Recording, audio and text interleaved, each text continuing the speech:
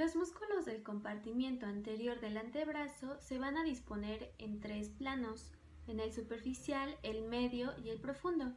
Es importante recalcar que estos músculos se van a asociar con el movimiento de la articulación de la muñeca, con la flexión de todos los dedos incluyendo al pulgar y con la pronación. En el plano superficial vamos a encontrar cuatro músculos. Vamos a empezar por el flexor cubital del carpo. Sería este que se encuentra de color azul. Va a estar inervado por el nervio cubital y su función es flexionar y abducir la articulación de la muñeca. Después vamos a encontrar el palmar largo. Sería este que está con color rosa. Este músculo va a estar inervado por el nervio mediano y su función va a ser flexionar la muñeca. Después, con color verde, vamos a encontrar el músculo flexor radial del carpo. Este va a estar inervado por el nervio mediano. Su función va a ser flexionar y abducir la muñeca. Y por último, vamos a encontrar el músculo pronador redondo. Sería este que está en color morado. Va a estar inervado por el nervio mediano y su función va a ser la pronación. En el plano medio solamente vamos a encontrar un músculo y este sería el flexor superficial de los dedos, que sería este músculo. Va a estar inervado por el nervio mediano y su función va a ser flexionar las articulaciones interfalángicas y también puede flexionar las articulaciones metacarpofalángicas. En el plano profundo vamos a poder presenciar tres músculos. Vamos a empezar con el flexor profundo de los dedos, que lo vamos a encontrar aquí en color azul. Este va a estar inervado en dos partes. Una de sus mitades, que va a ser la lateral, va a estar inervada por el nervio mediano y la otra mitad, que es la medial, va a estar inervada por el nervio cubital. Su función es flexionar las articulaciones interfalángicas distales de los dedos índice, mediano, anular y meñique.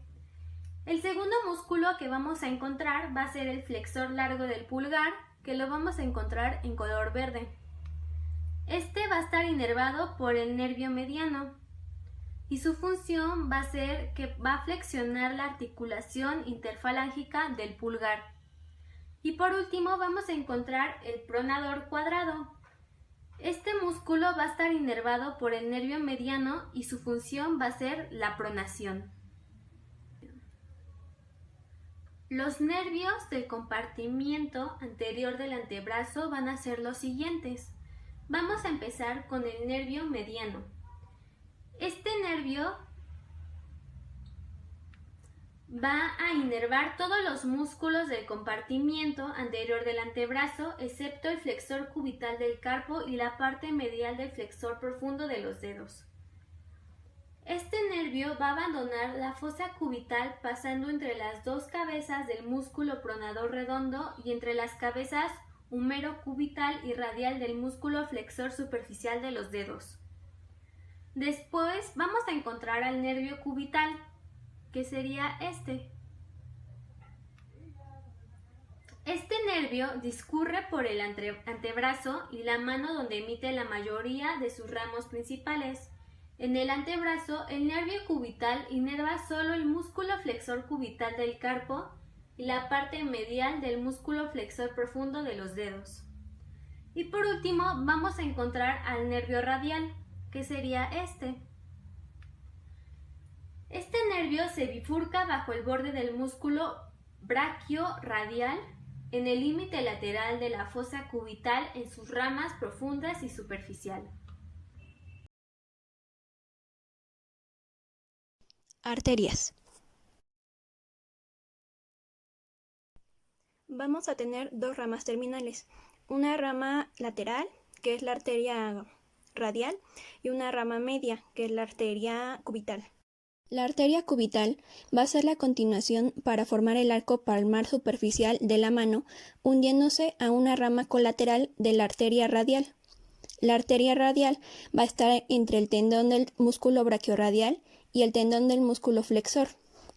La arteria radial va a dirigirse al dorso de la mano y va a formar el extensor largo y corto del dedo pulgar. Venas.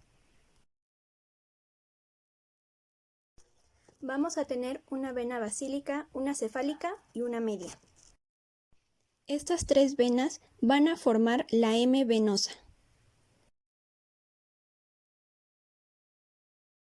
Para la disección de antebraquial anterior utilizaremos instrumental, que a continuación les enseñaré cada uno y cuál es su función.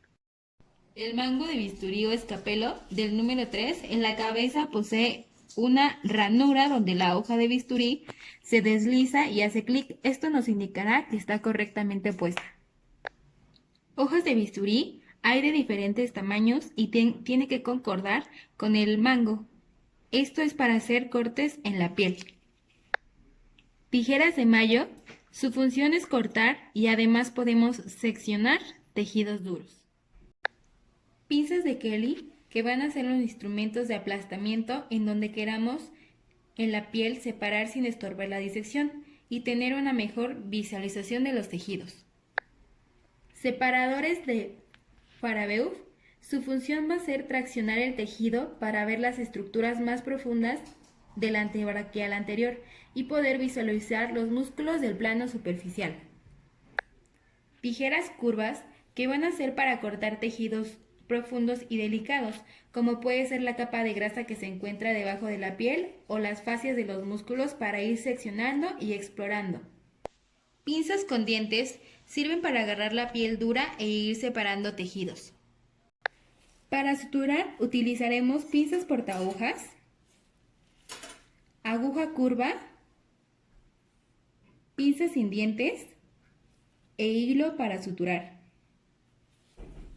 Antes de comenzar la disección de antebraquial anterior, debemos de cubrir las barreras de seguridad, como lo son lentes de protección, bata, guantes y cubreboca.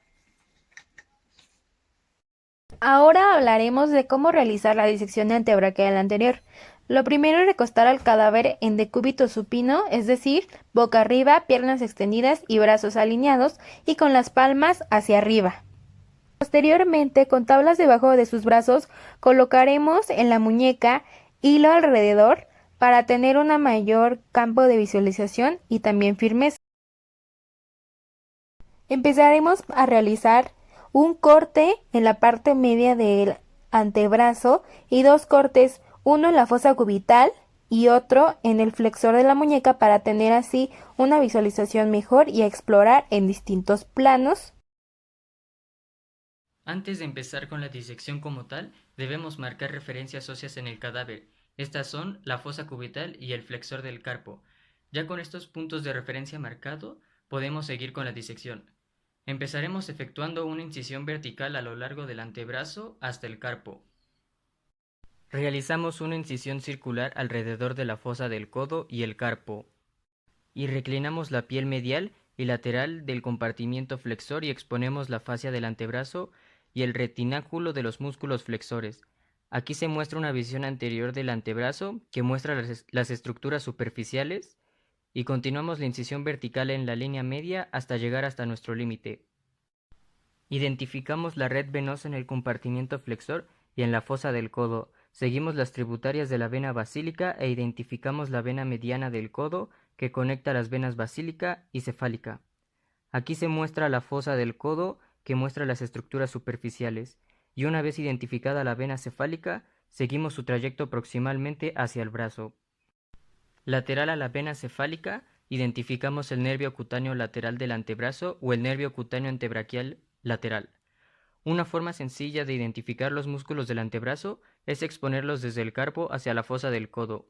En el lado cubital del antebrazo, identificamos el músculo flexor cubital del carpo. Estos tres músculos ocupan el plano superficial muscular del compartimiento flexor. Disecamos la fascia profunda y el tejido conectivo por encima de los tendones y los músculos del compartimiento flexor. Procedemos a exponer las inserciones tendinosas de los músculos flexor cubital del carpo y flexor radial del carpo.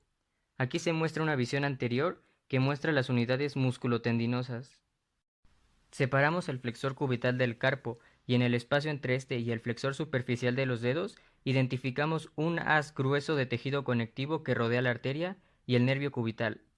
En esta fotografía se muestran las unidades musculotendinosas, contracción del flexor cubital del carpo.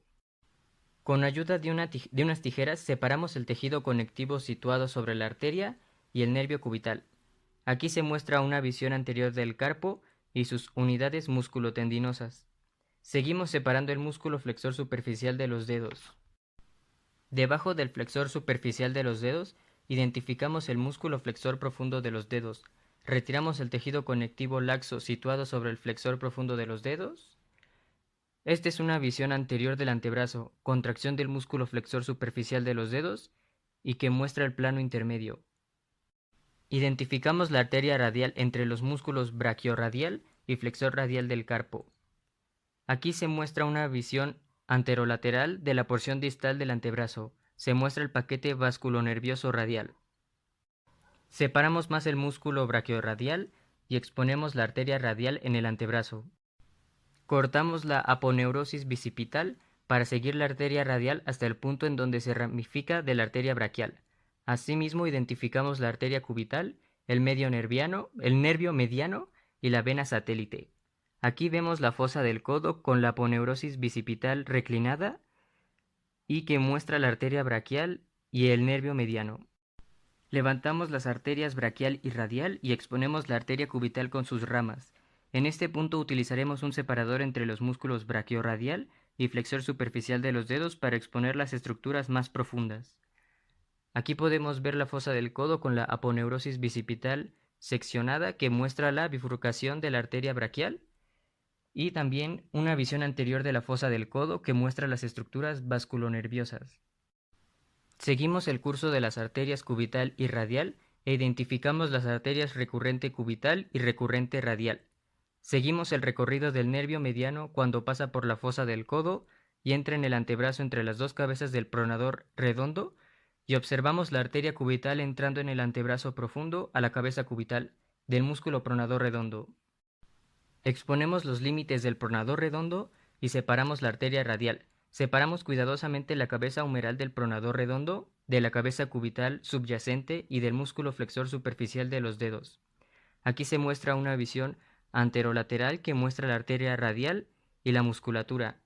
Asimismo, una visión anterior de la fosa del codo que muestra el nervio mediano, arteria radial y el músculo pronador redondo. Aquí se muestra una visión anterior de la fosa del codo que muestra las estructuras más profundas. Cortamos los tendones del flexor superficial de los dedos e identificamos los músculos flexor profundo de los dedos y flexor largo del pulgar. Finalmente identificaremos el pronador cuadrado que conecta las porciones distales de cúbito y radio. En el espacio entre los músculos flexor largo del pulgar y flexor profundo de los dedos, seguimos el curso de la arteria interósea anterior y el nervio interóseo anterior, un ramo del nervio mediano, y aquí se observan las estructuras más profundas con los planos musculares superficial e intermedio reclinados.